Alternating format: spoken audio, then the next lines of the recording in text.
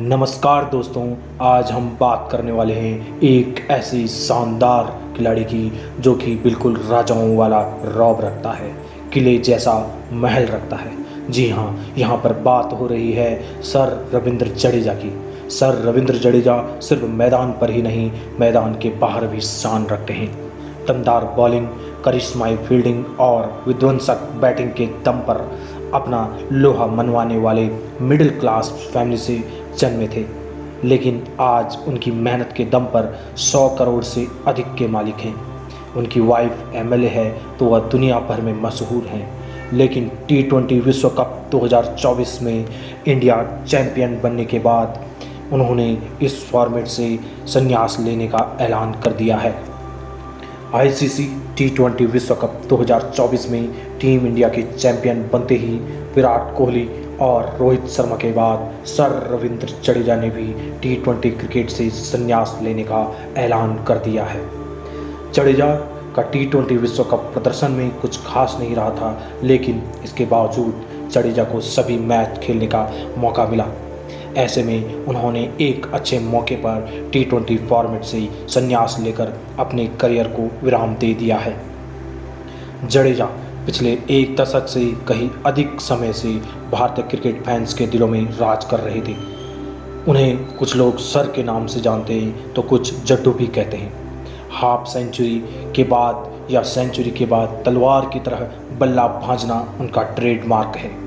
IPL final की आखिरी गेंद पर धोनी को 5वीं ट्रॉफी गिफ्ट करने वाले सबसे महंगे प्लेयर में शामिल हैं।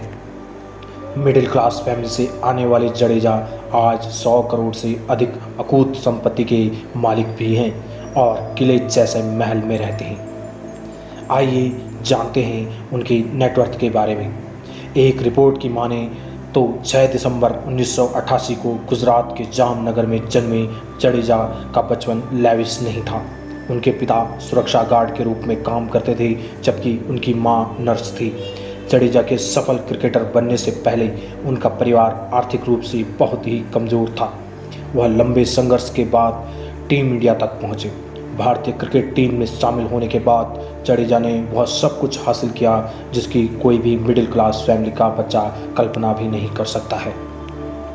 रविंद्र के पिता उन्हें सेना में भेजना चाहते थे, जबकि उनकी मां उन्हें एक क्रिकेटर बनाना चाहती थी।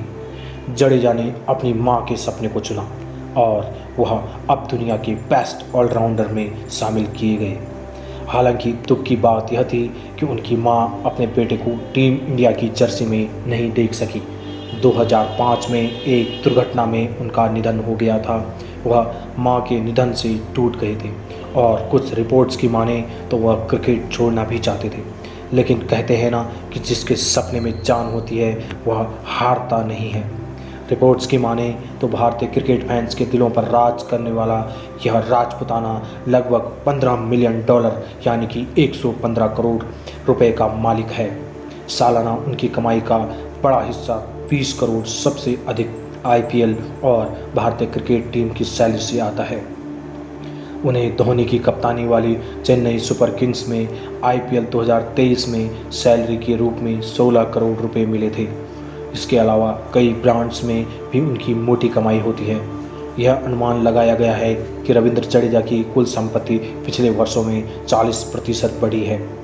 रविंद्र जडेजा के पास शाही अफगान जामनगर गुजरात में एक लग्जरियस डिजाइनर घर है। इसके अलावा वह देश भर में कई रियल एस्टेट कंपनियों के मालिक भी हैं। जडेजा का कार कलेक्शन काफ़ी छोटा लेकिन महंगा है। जडेजा के पास एक काली hyundai एक्सेंट, सफ़ेद ऑडी Q7, BMW X1 और एक हायाबुसा बाइक शामिल है। इसके अलावा जडेजा को घोड़ों की सवारी काफ़ी पसंद है। वह सोशल मीडिया पर अक्सर अपने अस्तबल के शान और शौकत को दिखाते रहते हैं। रविंद्र जडेजा ने 17 अप्रैल 2016 को रीवा से लंबे अफेयर के बाद शादी की। जडेजा की एक बेटी है जिसका नाम निधना है। शादी के बाद बीटेक पास रीवा ने राजनीति में एंट्री मारी। उन्होंने वर्ष 2019 में भारतीय जनता पार्टी की सदस्यता ली, जबकि 2022 में जामनगर नॉर्थ सीट से चुनाव जीता। कई सोशल वर्क भी करती हैं। आईपीएल फाइनल में रविंद्र जडेजा के विनिंग शॉट के बाद वह मैदान पर पहुंचते ही जड्डू के पैर छूकर आशीर्वाद लिया था। उनके इस रूप ने हर किसी का दिल जीत लिया था।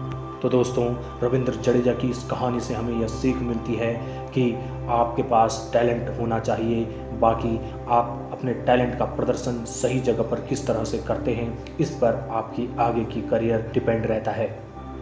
तो दोस्तों, रविंद्र जडेजा की इस शानदार कहानी से हमें बहुत कुछ सीखने को मिलता है।